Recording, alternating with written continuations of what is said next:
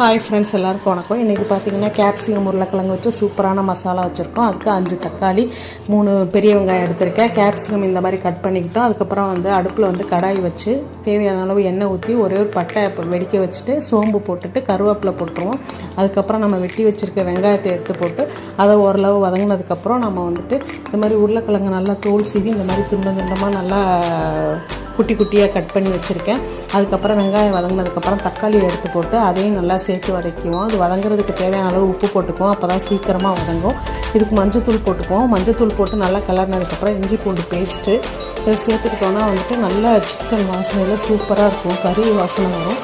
அதுக்கப்புறம் பார்த்திங்கன்னா இஞ்சி பூண்டு பேஸ்ட்டு வதங்கினதுக்கப்புறம் உருளைக்கிழங்கு எடுத்து போட்டுக்கிட்டு அதுக்கு கூட ஒரு டீஸ்பூன் மிளகாத்தூள் உரப்புக்கு போட்டுக்கிட்டு நல்லா மிளகாத்தூள் உருளைக்கிழங்குலாம் நல்லா வெந்து வந்ததுக்கப்புறம் நம்ம கேப்சிகம் சேர்க்கணும். கேப்சிகம் சேர்த்ததுக்கப்புறம் கொஞ்சம் சிக்கன் மசாலா சேர்த்து பிரட்டி எடுத்தோன்னா